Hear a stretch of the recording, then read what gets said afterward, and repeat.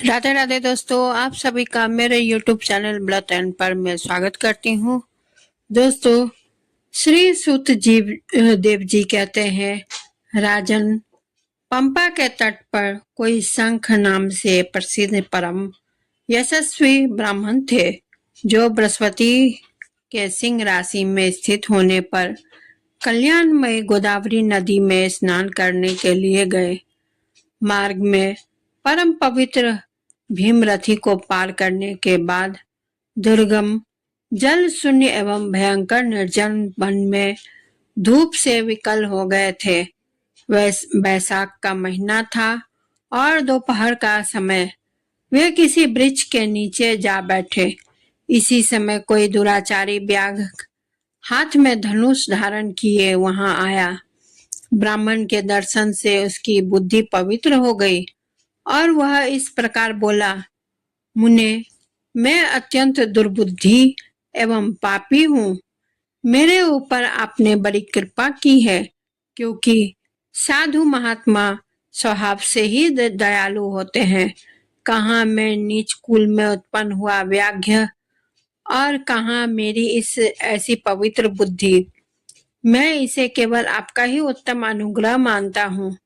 साधु बाबा, मैं आपका शिष्य हूँ, कृपा पात्र हूँ। साधु पुरुषों का समागम होने पर मनुष्य फिर कभी दुख को नहीं प्राप्त होता। अतः आप मुझे अपने पापनाशक वचनों द्वारा ऐसा उपदेश दीजिए जिससे संसार बंधन से छूटने की इच्छा रखने वाले मनुष्य अनायास ही भव सागर से पार हो जाते हैं। साधु पुरुषों का चित्त सबके प्रति समान होता है। वे सब प्राणियों के प्रति दयालु होते हैं। उनकी दृष्टि में ना कोई नीच है, ना ऊंच, ना अपना है, ना पराया।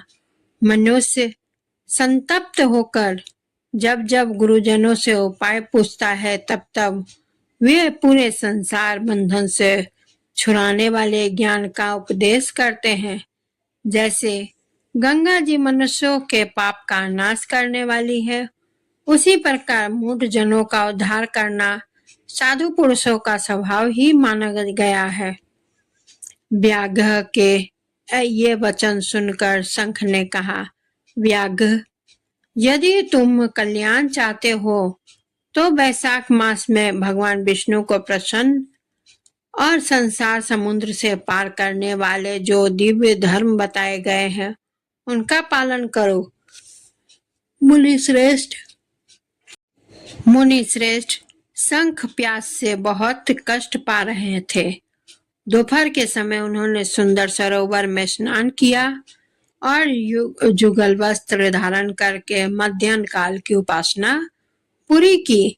फिर देव पूजा करने के पश्चात व्याघ्र के लाए हुए श्रमहारी एवं स्वादिष्ट कैथ का फल खाया।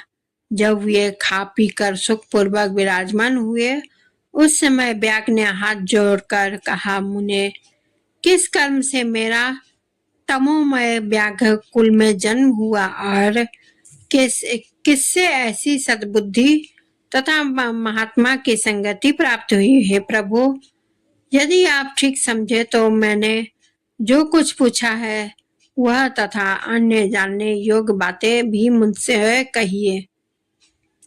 शंख बोले, पूर्व जन्म में तुम वेदों के पारंगत विद्वान ब्राह्मण थे। साकल्य नगर में तुम्हारा जन्म हुआ था। तुम्हारा गोत्र श्रीवत्स और नाम स्तब्ध था। उस समय तुम बड़े तेजस्वी समझे जाते थे, किंतु आगे चलकर किसी वैश्या में तुम्हारी आसक्ति हो गई।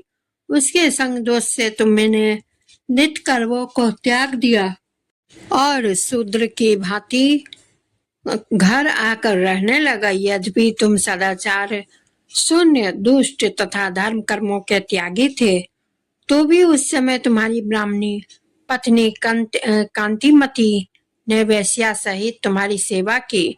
वह सदा तुम्हारा प्रिय करने में लगी रहती थी। वह तुम दोनों के पैर धोती, दोनों की आज्ञा का पालन करती और दोनों से नीचे आसन पर सोती थी। इस प्रकार वेश्या सहित पति की सेवा करती हुई उस दुखनी ब्राह्मण का इस भूतल पर बहुत समय बीत गया। एक दिन उसके पति ने मूली सहित उड़द खाया और तिल मिश्रित में निष्भाव भक्षण किया।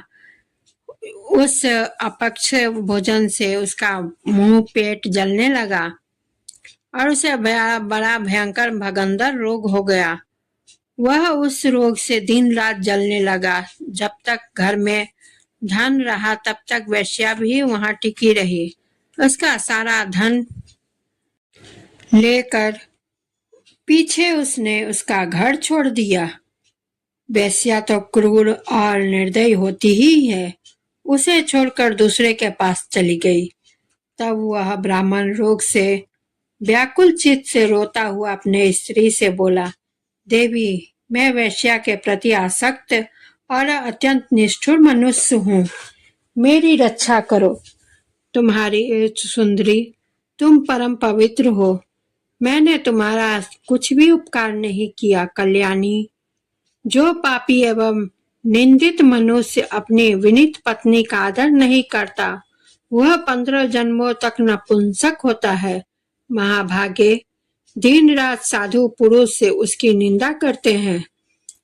तुम साध्वी और पतिव्रता हो। मैं तुम्हारा अनादर करके पाप योनि में गिरूंगा। तुम्हारा अनादर करने से जो तुम्हारे मन में क्रोध हुआ होगा, उससे मैं दग्ध हो चुका हूँ।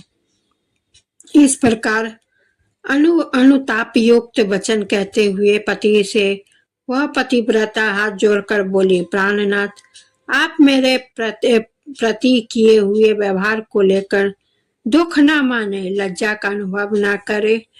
मेरा आपके ऊपर तनिक भी क्रोध नहीं है, जिससे आप अपने को दग्ध हुआ बतलाते हैं। पूर्व जन्म में किए हुए पाप ही इस जन्म में दुख रूप होकर आ जाते हैं। जो उन दुखों को धैर्य पूर्वक सहन करती है, वही स्त्री साध्वी मानी जाती है और वही पुरुष श्रेष्ठ समझा जाता है। वह उत्तम वर्ण वाली स्त्री अपने पति और भाइयों से धन मांगकर लाई और उसी से पति का पालन करने लगी। उसने अपने स्वामी को साक्षात क्षीर सागर निवासी विष्णु ही माना। वह दिन रात पति के मल मूत्र साफ करती और उसके शरीर से पड़े हुए कष्टदायक कीड़ों को धीरे धीरे नख से खींच खींच कर निकालती थी। ब्राह्मणी ना रात में सोती थी ना दिन में। अपने स्वामी के दुख से संतप्त होकर वह दुखनी सदा इस प्रकार प्रार्थना किया करती थी, प्रसिद्ध देवता और पितर मेरे स्वामी की रक्षा करे, इन्हें रोगहीन एवं निष्पाप कर दे। मैं पति के आरोग्य के लिए चंडिका देवी को भैंस का दही और उत्तम अन्न चढ़ाऊंगी। महात्मा गणेश जी की प्रसन्नता के लिए मोदक बनवाऊंगी। 10 शनिवार को उपवास रख करूंगी, तब मीठा और घी नहीं खाऊंगी। मेरे पति रोगहीन होकर 100 वर्ष जीवे। इस प्रकार वह देवी प्रतिदिन देवताओं से प्रार्थना करती रहती थी। उन्हीं दिनों कोई देवल नामक महात्मा वहां आए। वैशाख मास में धूप से पीड़ित होकर संध्या काल के समय वह ब्राह्मण के घर में उन्होंने पदार्पण किया। ब्राह्मणी ने महात्मा के चरण धोकर उस जल को मस्तक पर चढ़ाया और धूप से कष्ट पाए हुए महात्मा को पीने के लिए शरबत दिया।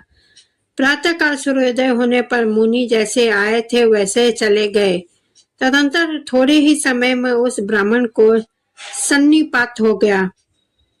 ब्राह्मणी सौंठ, मिर्च और पीपल लेकर जब उसके मुंह में डालने लगी, तब उसने पत्नी की उंगली काट ली। उसके दोनों दांत सहसा सट गए और ब्राह्मणी की उंगली का वह कोमल खंड उसके मुंह में रह गया। उंगली काटकर उस वेश्या का ही चिंतन करता हुआ वह ब्राह्मण मर गया।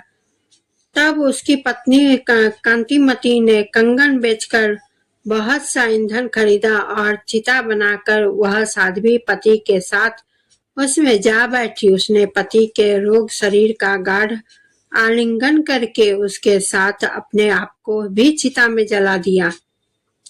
शरीर त्याग कर वह सहसा भगवान विष्णु के धाम में चली गई।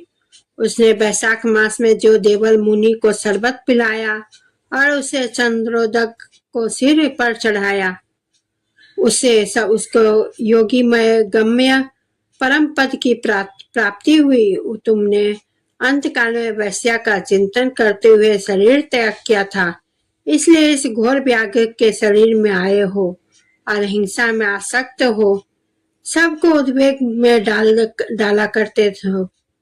तुमने वैशाख मास में मुनि को शरबत देने के लिए ब्राह्मणी को अनुमति दी थी।